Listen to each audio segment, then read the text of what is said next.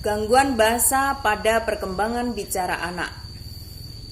Yang dimaksud gangguan ini adalah jenis gangguan pada komunikasi yang mengalami gangguan pada simbolisnya.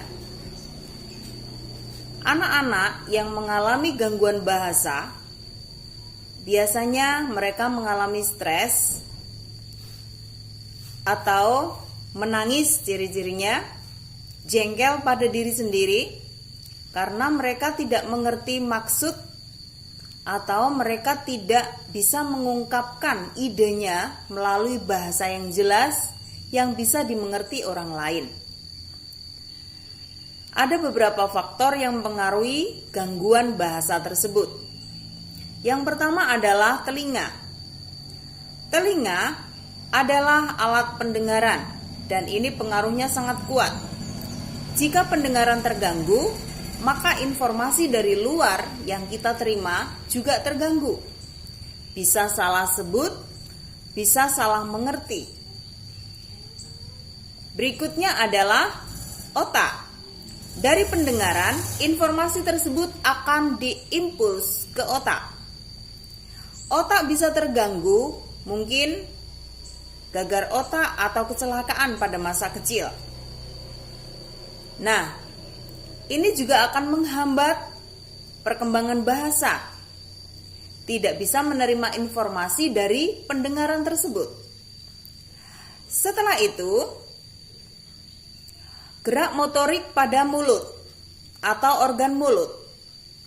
Mulut berfungsi untuk menyampaikan kalimat, menggerakkan atau mengeluarkan kalimat melalui bahasa.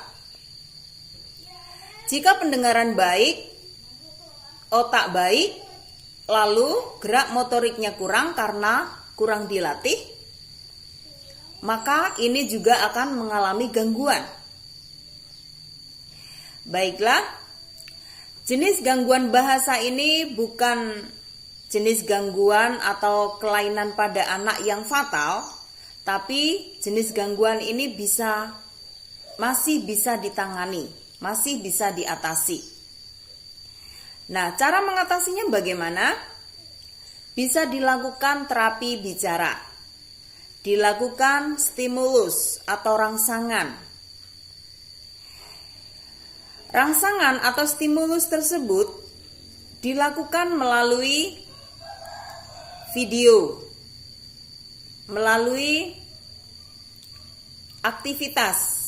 Mungkin aktivitas menggambar, kita bercerita, aktivitas bernyanyi, ya, dan lain sebagainya.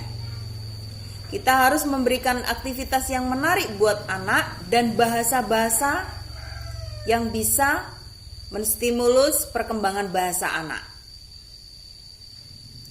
Baiklah, Bapak Ibu, Saudara semua, orang tua atau orang terdekat dari anak harus tahu tahap-tahap perkembangan bahasa anak. Kapan perkembangan bahasa anak itu dimulai? Berdasarkan penelitian, usia 6 bulan, anak mulai berceloteh. Nah, saat itulah orang tua harus giat memberikan stimulus, memberikan rangsangan, memberikan dorongan yang kuat untuk mempengaruhi perkembangan bahasa pada anak tersebut.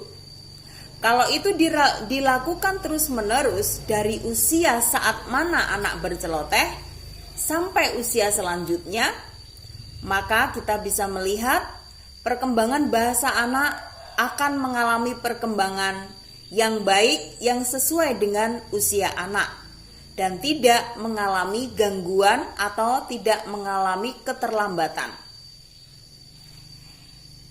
Baiklah, saya boleh menarik satu kesimpulan dari penjelasan yang saya berikan, bahwa gangguan bahasa pada perkembangan bicara anak itu bisa diatasi. Dan langkah awal yang harus dilakukan adalah stimulus, rangsang perkembangan bahasa anak sejak anak mulai berceloteh, sejak anak mulai berkembang bahasanya. Dan ada cara-cara lain, mungkin terapi bicara, juga ada cara berikutnya melalui aktivitas, melalui bercerita, melalui komunikasi sehari-hari dengan pelan-pelan kita lakukan pada anak. Sampai di sini penjelasan saya tentang gangguan bahasa pada perkembangan bicara anak. Terima kasih, sekian, sampai jumpa.